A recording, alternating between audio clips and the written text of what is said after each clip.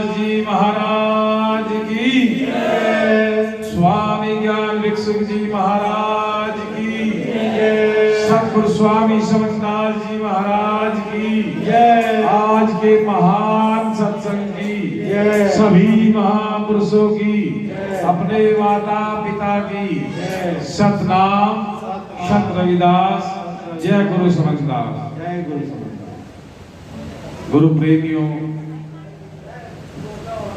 जैसे अभी महात्मा जी के मुखार बिना वाणी सुन रहे थे,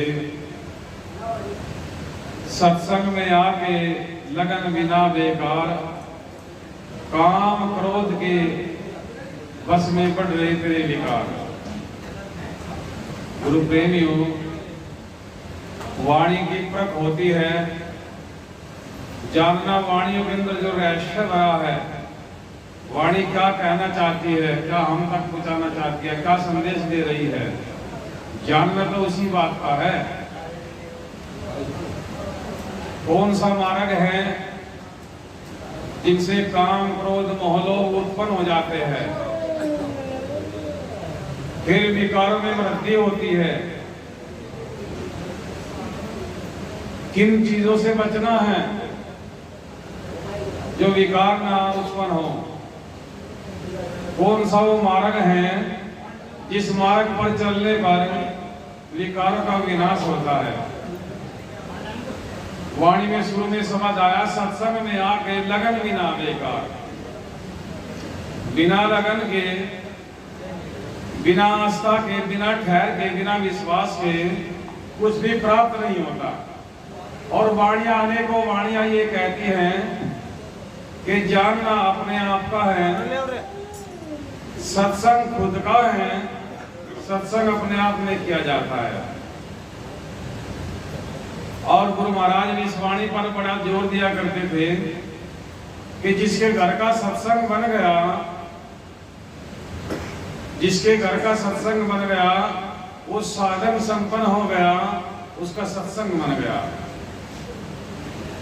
और गुरु प्रेमियों, अब एक वाणी कह रहे थे संचालक जी ने, एक साथी बोली थी गुरु रविदास जी की मूल पावन साखी है, मन चंगा कटौती में गंगा।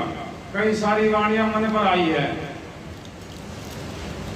मन के जो मते में बड़े अनेक बताए हैं। मन की डोर बड़ी झीनी है, बड़ी दुर्लभ है उसको पकड़ना।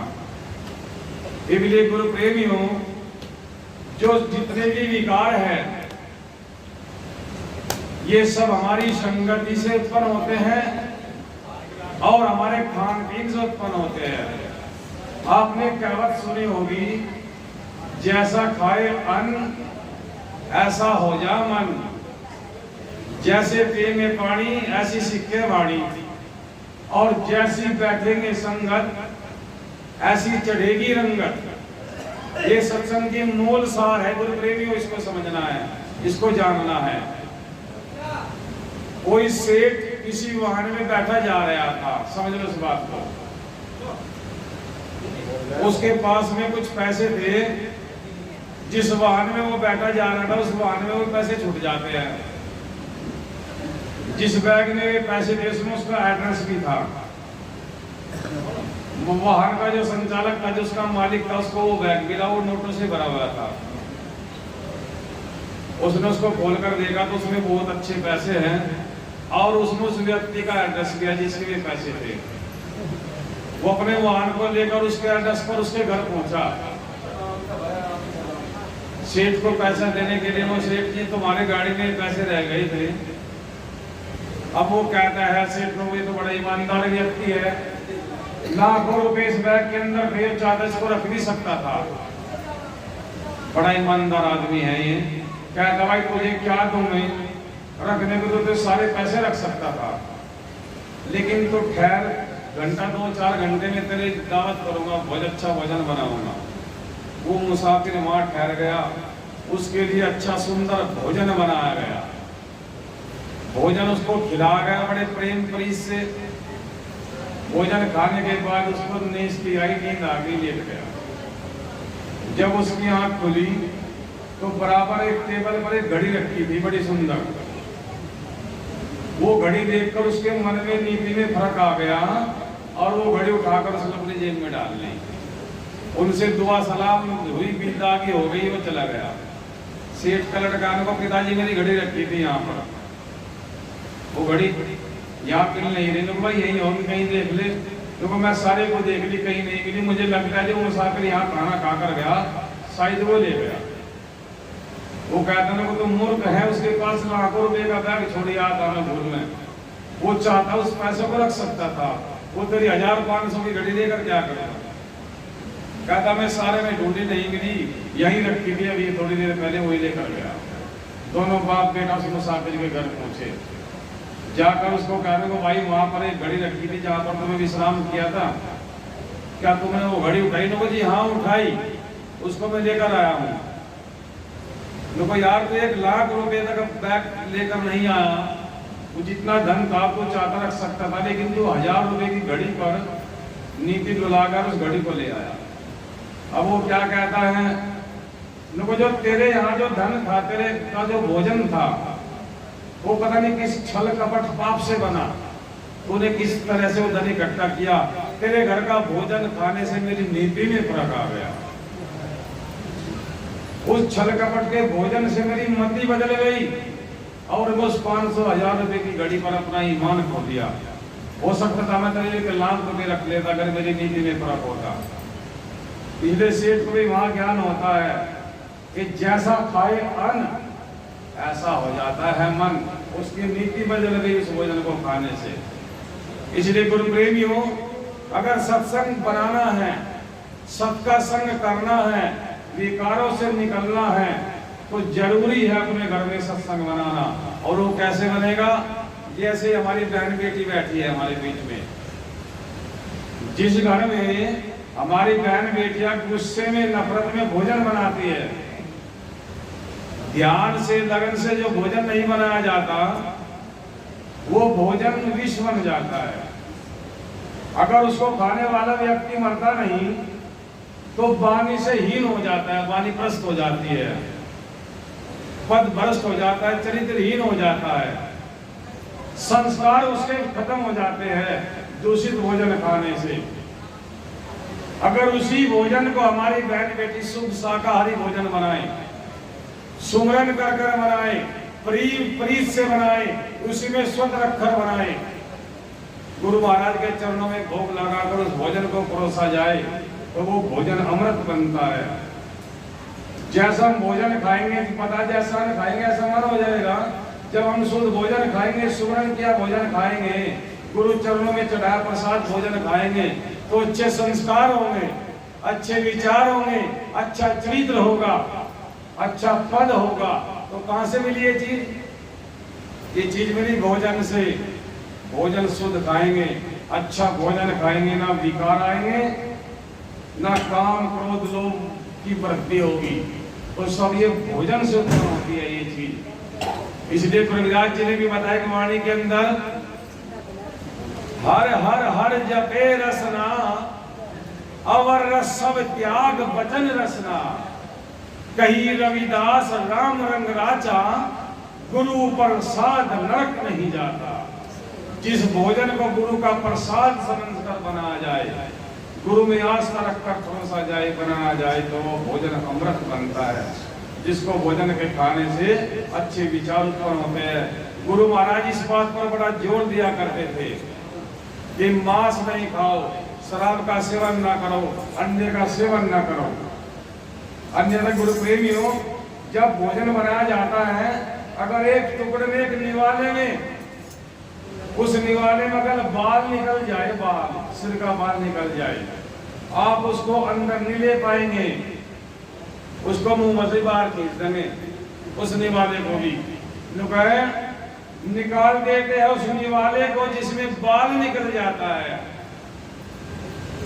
निकाल देते हैं उस निवाले को जिसमें बाल निकल जाता है, और तल तल कर खाते हैं उस अंडे को जिसमें किसी का लाल होता है।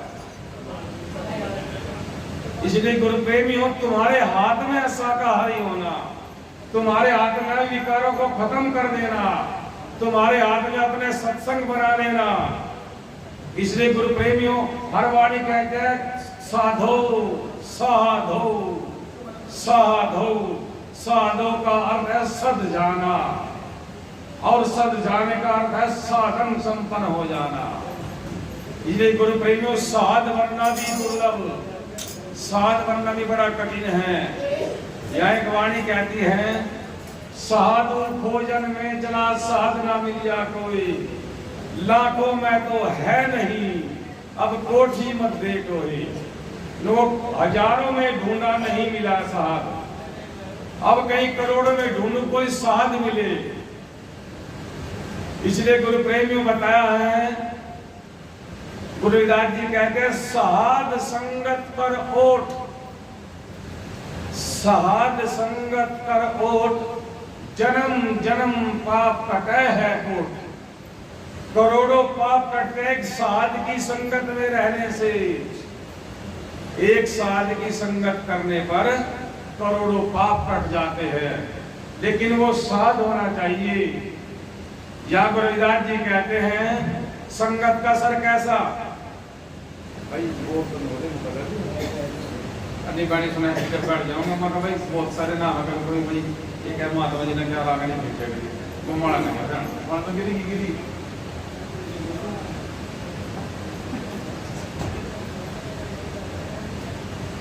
संगति का असर देखो गुरु प्रेमियों। विचार और संस्कार कहां से मिले? भोजन से। और जो सादगी संगत की जाए उससे क्या होता है? ज्यादा विचार नहीं सुनाऊंगा, शॉर्ट करके बताऊंगा। एक होता है भुरनवा और एक होता है भंवरा, दोनों एक जैसे होते हैं दिखने में। भुरनवा रहता है गंदगी में और भंवरा रहता है फूलों के बागान में, बगीचे में। वो फूलों पर चूसता है, सुगंधित लेता है, और भुरनवा गंध निकालता, गंध खोदता है, गंदगी में रहता है। एक दिन भंवरे ने भुरनवे को देखा तो यार है तो मेरे जैसा, मेरा भाई है, लेकिन वो यहाँ गंदगी में क्या कर रहा है? वो कहता है यार तू यहाँ गंदगी में क्या करता है, तू मेरे जैसा है और मैं अच्छी सुंदर जगह रहता हूँ, जहाँ नाना प्रकार की सुगंध है, अनेकों प्रकार का रसपान में करता हूँ, और तू यहाँ गंदगी में रहता है। देखो भाई तू कहाँ रहता है? मेरे को कभी आना मेरे घर, निमंत्रण दे दिया, को कभी आ जाना। लोग ठीक है, मैं घूमता फिरता होगा। एक दिन भुरनवे को याद आई, देखो दोस्त ने निमंत्रण दिया था, मैं आज चल उसके पास चलता हूँ। अपना ढूंढता निकल गया उस बागान बगीचे में जहाँ भंवरा मंडरा रहा था फूलों पर। देखकर भंवरा उस बगीचे को, बागान को, माँ की महक सुगंध को प्रसन्न हुआ। कहते यार दोस्त तू तो बड़ी सुंदर जगह रहता है, मैं तो वहाँ गंदगी में रहता हूँ। देखो यही तो मेरा देश है, मैं घर, मेरा घर ही वही था, मैं यहीं तो रहता हूँ, लेकिन तू मेरे जैसा, मेरी कर्म का, मेरी जात का तो यहाँ क्या करता है यार गंदगी में? तो वो भुरनवा घूम रहा है उस बागान में, घूमता तरह तरह के सुगंधित रस पिया फूलों का, किसी फूल पर बैठ गया, उसके रसों की मदहोशी में मदहोश हो गया। वो कुछ देर बाद फूल बुझता, दिन छिपते छिपते वो फूल बुझ गया। पूरी रात भर वो फूल बुझ रहा, वो भुरनवा फूल के अंदर बंद रहा। सुबह ही माली आया, फूल तोड़ लिए गए, खरीदने वाले ले गए, पुजारी मंदिर में लेकर गया, माला बनाई और देव के शीश पर चढ़ा दी। किसी महत के गले में वो माला डाल दी, जैसा कि ये माला डाले गई थी। सुबह ही पुजारी का जो कार्य था वो हो गया, सफाई कर्मी आया, माला उतारी, देव के शीश को नीला धुला, परस धोया और पानी को बह दिया। वो फूल भी पानी में बहकर चल दिया, नाली के द्वारा गंगा में निकल गया। वो जब फूल गंगा में निकल रहा था, धूप लगी पानी में छाल के, वो खिल गया। अब वो भुरनवा तो उसी पर बैठा है, वो भंवरा ढूंढने निकलता यार, बागान में ढूंढा नहीं मिला। दोस्त आता कहता खैर खबर नहीं, पता नहीं कहाँ गया यार, फिर मुझे वो लागा देगा। ढूंढ कर निकल गया तो देखा क्या फूल पे बैठा, गंगा में जाएगा। अब वो कहता मेरे को यार तू कहाँ गया, मैंने तुझे बहुत जगह ढूंढा, मेरे को आ जा, घर चलते हैं चल। अब तो वो क्या कहता है, देखो भली है संगत साध की, भली है संगत साध की, चढ़ा देव के शीश। नको दोस्त अब तो बह जाने दे बस गंगधारा के बीच। ऐसी साध की संगत की, ऐसे उस महापुरुष की संगत की कि एक गंदगी में रहने वाला भी देव के देवता के शीश चढ़ गया, जो गंदगी में रहता था। तो ऐसी संगत मान होती है साध की, नीचे से ऊंच बना देती है, गंध से सुगंधित बना देती है। या गुरु रविदास जी कहते हैं, तुम चंदन हम हिरण बाप रे, संग तुम्हारे वासा, नीच रूप से ऊंच भये, गंध सुगंध निवासा। एक वन के अंदर चंदन के वृक्ष के पास में किसी भी पेड़ लगाओ, आप अरण्य का पेड़ लगाओ, कुछ दिनों के बाद उस अरण्य के अंदर भी चंदन की महक आने लगती है, और वो चंदन की महक से अरण्य भी सुगंधित गंध से सुगंध हो जाता है। इसलिए गुरुप्रेमियों, जो गुरु का लाल है, जो गुरुमुख होगा, जो सत्संग में बैठकर संतों का संग, साध का संग करके साध हुआ, अगर उसकी संगत करेंगे, ना विकार होंगे, ना विकारों की वृद्धि होगी, ना किसी प्रकार की दुख पीड़ा होगी। तो गुरुप्रेमियों, जितना भी समय दो, सत में दो, सत का भोजन खाओ, सत में रहो, संतों का संग, साध की संगत करो, तो सुखदायी और लाभदायी है। सतनाम शब्द